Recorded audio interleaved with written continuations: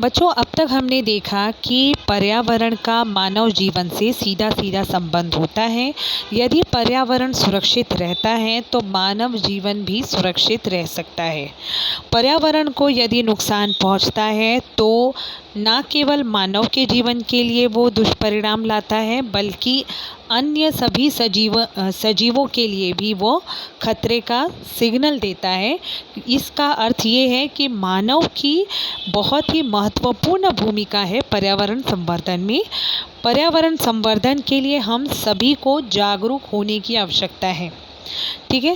सबसे पहले 1972 में संयुक्त राष्ट्र संघ यानी कि यूएनओ ने स्टॉकहोम में मानवीय पर्यावरण परिषद आयोजित की थी, जिस परिषद में पर्यावरण की समस्याओं पर चर्चा की गई थी और इस चर्चा के उपरांत यूनाइटेड नेशंस एनवायरनमेंट प्रोग्राम की स्थापना हुई थी, जिसको शॉर्ट में यूएनईपी ये कहा जाता है।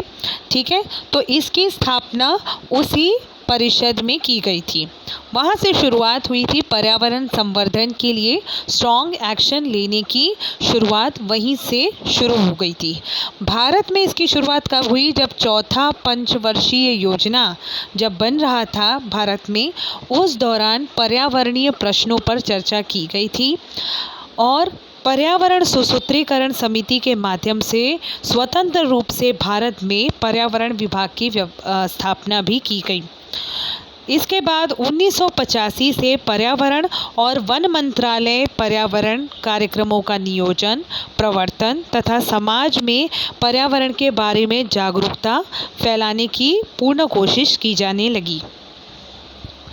अब हम देखेंगे कि लोगों की सहभागिता यानी कि जो पब्लिक है, यानी कि जो देश के लोग हैं, उनकी सहभागिता की कितनी आवश्यकता है पर्यावरण संवर्धन में। पर्यावरण संवर्धन से संबंधित कई सारे कानून बनाए गए हैं बच्चों, लेकिन इनके बारे में सामान्य लोगों को जानकारी भी नहीं होती है और यदि जानकारी होगी तभी ही उनकी सहभागिता बढ़ाई जा सकेगी। यानी कि लोगों को बड़े पैमाने पर होने वाली यदि सहभागिता हो तो और प्रभावशाली जन आंदोलन हो, तब ही हम पर्यावरण को बचा सकते हैं, यानी पर्यावरण का संवर्धन कर सकते हैं। ठीक है। तो जन जागृति किस तरह फैलाई जाए? तो जन जागृति का सबसे अच्छा माध्यम है हमारी शिक्षा, यानी शिक्षा के माध्यम से लोगों में हम जन जागृति बढ़ा सकते हैं। बच्चों को बचपन से ही, इसीलिए आपके विज्ञान में पर्यावरण के संदर्भ में पाठ होते हैं, ताकि बच्चों को बचपन से ही पर्यावरण संबंधित जानकारी मिल सके और इसे बढ़ाना होगा।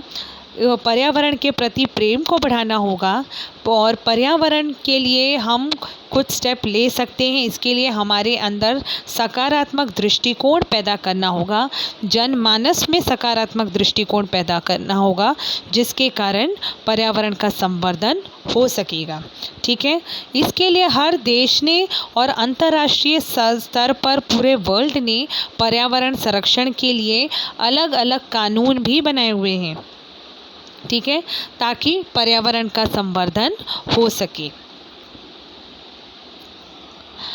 अब हम देखेंगे कि पर्यावरण संवर्धन जो है वो हमारी सामाजिक जवाबदारी यानी सामाजिक जिम्मेदारी किस तरह से है। पर्यावरण और मानव का जो संबंध है वो मानव के अस्तित्व से ही शुरू हो गया था। जैसे ही मानव का जीवन अस्तित्व में आया था, उसका पर्यावरण से संबंध उसी वक्त स्थापित हो चुका था। ठीक है। मानव ने क्या किया? प्राकृतिक साधन संपदा का असीमित उपयोग किया। खुद की प्रगति और विकास के लिए मानव ने प्राकृतिक पर्यावरण का हर बार अलग अलग तरीके से विनाश किया है, जिसके कारण पर्यावरण के संदर्भ में जितनी भी समस्याएं हैं वो दिन ब दिन बढ़ती गई। ठीक है। मानव के अंदर कुछ गुण मौजूद होते हैं जैसे कि बुद्धिमत्ता, स्मरण शक्ति, कल्पना शक्ति। इन्हीं का उपयोग करके मानव ने ही सबसे ज़्यादा प्राकृतिक संसाधनों का उपयोग किया, जिसके कारण पर्यावरण को बहुत ज़्यादा नुकसान पहुंचा है। पर्यावरण का संतुलन बनाने के लिए मानव की भूमिका सबसे अहम मानी जाती है। यदि मानव ने, अब आप कहेंगे ये तो एक जनरल कॉन्सेप्ट है बच्चों, कि जो व्यक्ति किसी चीज़ को नुकसान पहुंचाता है तो ये उसी की जिम्मेदारी बनती है उस चीज़ को वापस पुराना रूप देने की। अर्थात पर्यावरण का संतुलन मानव ने ही सबसे ज़्यादा बिगाड़ा है। इसका अर्थ है कि ये मानव की ही जिम्मेदारी है कि पर्यावरण को वापस से संरक्षण और संवर्धन किया जाए। ठीक है। और कई लोग जो होते हैं वो अज्ञानता में पर्यावरण को बहुत ज़्यादा नुकसान पहुंचाते हैं, तो इसके बारे में हम लोगों को उन्हें जागरूक करना चाहिए। जो भी पढ़े लिखे व्यक्ति हैं, जिन्हें ज्ञान है पर्यावरण के संदर्भ में, उन्हें दूसरे ऐसे जनमानस के लोगों को ज्ञान देना चाहिए या उन्हें जागरूक करना चाहिए, ताकि वे भी पर्यावरण संतुलन में अपनी जिम्मेदारी निभा सकें। अब पर्यावरण संवर्धन के लिए कई सारे कानून बनाए गए हैं। उन कानूनों के बारे में हम पढ़ेंगे। जैसे सबसे पहला कानून है वन संवर्धन अधिनियम 1980।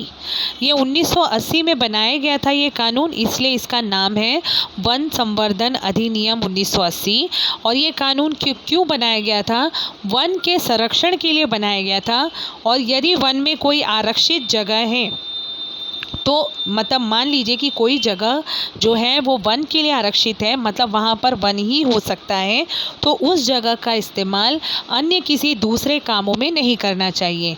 उदाहरण के लिए वहाँ पर घर नहीं बनाना चाहिए, उदाहरण के लिए वहाँ कोई कंपनी नहीं स्थापित करनी चाहिए। तो इस तरह से इस अधिनियम के अंतर्गत वन के लिए आरक्षित जगहों की सुरक्षा की जाती है। इसके बाद अगला कानून है पर्यावरण संरक्षण अधिनियम 1986। ये उस दौरान लागू हुआ था। और इस अधिनियम का जो मेन कॉन्सेप्ट है वो ये है कि इस अधिनियम के अंतर्गत प्रदूषण पर नियंत्रण रखा जाता है। यानी प्रदूषण जो कि पर्यावरण को नुकसान पहुंचाता है, उसको लिमिट दिया जाता है, सीमा दी जाती है। उस सीमा से आगे यदि कोई प्रदूषण फैलाता है, कोई व्यक्ति या कोई संस्था, तो उन्हें उनके ऊपर कार्यवाही की जाती है। कानून का यदि कोई उल्लंघन करता है तो उसे 5 साल की कारावास या 1 लाख रुपए का आर्थिक दंड भी दिया जा सकता है। इसके बाद जो दूसरा कानून है अन्य कानून में वन्य जीव संरक्षण कानून है, जो कि 1972 में बनाए गए थे। इनकी कई सारे धाराएं हैं, जैसे कि धारा 49A है। 49A में दुर्लभ प्राणियों का जो व्यापार है उसके ऊपर पूरी तरह से प्रतिबंध लगाया गया। धारा 49B के अंतर्गत जो वन्य प्राणी होते हैं उनके चमड़ों का उपयोग किया जाता है, चमड़ी का उपयोग किया जाता है कई सारे पदार्थ बनाने में। तो चमड़ों द्वारा या अवयवों द्वारा निर्मित वस्तुओं पर पूरी तरह से प्रतिबंध लगाया जाता है 49B में। जैसे हाथी दांत से आपको पता होगा कई सारे एंटीक पीस बनते हैं, उसी तरह चमड़ों द्वारा कई बैग और ऐसी कई वस्तुएं बनाई जाती हैं, तो उन पर धारा 49B के अंतर्गत प्रतिबंध लगाया गया। इसके बाद कलम 49K है, जिसके अंतर्गत व्यापारी के पास, यदि किसी भी व्यापारी के पास दुर्लभ वन्य प्राणी की वस्तुओं का संग्रह है तो वो इल्लीगल माना जाता है। यानी कि यदि उसने उसे घोषित ना किया हो, तो यदि उस व्यापारी ने अपने पास संग्रह वस्तुओं को घोषित ना किया हो तो वो इल्लीगल होता है। उसे घोषित करना अत्यावश्यक होता है, बंधनकारक होता है, और यदि ऐसा ना हो तो फिर वो दंड का पात्र माना जाता है।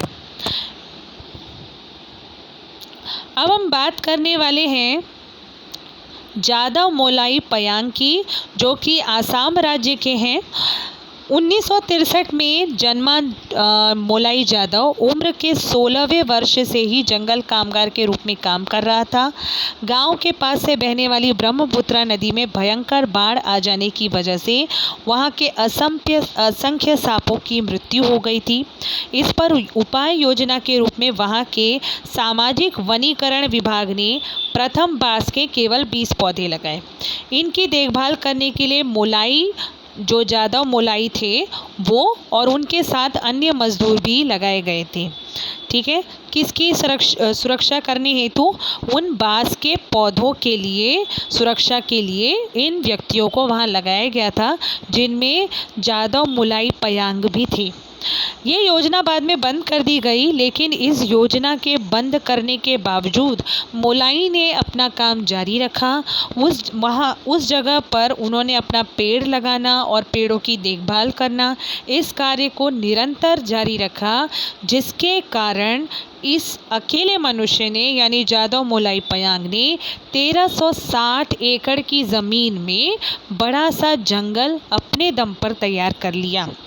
ठीक है, यानी मनुष्य चाहे तो क्या नहीं कर सकता, हर काम मनुष्य के लिए संभव है, केवल ठानना ज़रूरी है। तो मोलाई ने इसके लिए कुल 30 वर्षों का अथक प्रयास किया और जिसके लिए उन्हें पद्मश्री नामक सम्मानित पुरस्कार से प्रतिष्ठित पुरस्कार से सम्मानित किया गया था और इस जंगल का नाम फिर उन्हीं के नाम पर रखा गया, मोलाई जंगल। ठीक है, तो देखिए आपकी किताब में एक बहुत ही बढ़िया सी बात लिखी है कि लोग मिलकर पूरा जंगल नष्ट कर देते, कई लोग मिलकर पूरा जंगल नष्ट कर देते हैं, परंतु यदि किसी मनुष्य ने अपने मन में ठान लिया तो वो पूरे जंगल का निर्माण कर सकता है। तो ये एक बहुत ही, कहने को तो छोटे इंसान थे, लेकिन इन्होंने बहुत बड़ा काम किया। 1360 एकड़ की ज़मीन में अकेले जंगल तैयार किया। ठीक है, तो इस तरह से हम भी पर्यावरण संवर्धन में अपनी रोल को प्ले करते हुए यानी अपनी भूमिका को निभाते हुए प्रयास कर सकते हैं।